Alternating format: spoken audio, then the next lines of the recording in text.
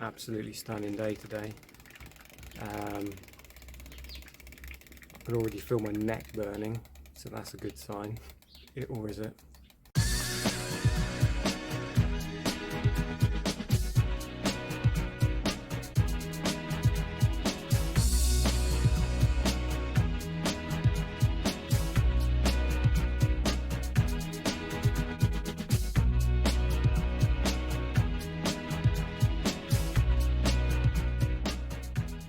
I thought I'd do a brief explanation of the 3 pruning groups that clematis fall into. As you know, I love my clematis, but it's been a bit of a learning curve with them over the last few years, and some types of clematis seem to work out better for me than others, so I thought I'd do this little video and hopefully some of you might find it useful. So essentially, clematis fall into Stephen. Sorry about that. Clematis fall into 3 main pruning groups. You've got your group 1s, which are early flowering, sort of spring flowering clematis, and they flower on shoots produced the year before, and they can be pretty much left to do their own thing. You don't really need to prune them if you don't want to. You can prune them to tidy them up, but that's best done after they finished flowering, so you sort of late spring, early summertime. And then you've got your group 2 clematis, very similar to the group 1s in that you don't necessarily have to prune them if you don't want to, but they tend to have a much larger flower, and they flower in late spring, early summer, so you're looking at sort of May, June time. And again, they flower on shoots produced the previous season. And finally, you have your group 3 clematis, which they do need to be pruned back, because failure to do that will mean that you'll have a very woody, messy looking tangle of vines, and then if you don't prune them back in late winter, springtime, then this year's growth will grow where it left off the previous year, so you end up with this big woody mass at the bottom, and the flowers end up above eye level essentially, so it doesn't look very attractive. So I predominantly have group 1 clematis in my garden. I find them to be far easier and more forgiving than the other 2 groups. The group 1 clematis that I have are Clematis montana grandiflora, which I've shown you before, and if I show you this vine here, you should see this old woody looking vine here is last year's growth, and we have these little shoots, the flower bud on the end, growing from this node here, and then 2 leaves which are going to develop into this year's vines. Over here we've got Clematis montana Marjorie. As you can see, it's the same growth pattern. Marjorie's got some very small little flower buds. They tends to flower slightly later than the grandiflora, and lovely dainty little flowers, but as you can see, it's growing in exactly the same way.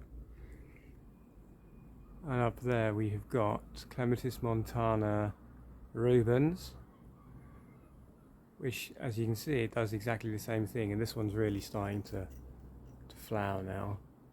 I also have grown several group 2 clematis, because they're quite attractive actually with the enormous flowers, but I find them quite finicky.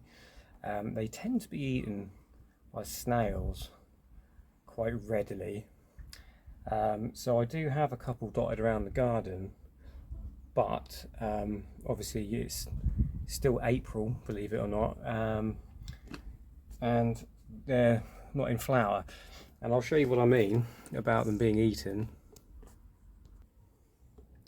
Down here we've got a Nelly Mosa in a pot, which is a group 2 clematis. You can see the picture of the large flowers, and it's been absolutely destroyed already. I mean, as soon as it grows, snails just appear in the evening and destroy it, and I've found that with a lot of these group 2 clematis.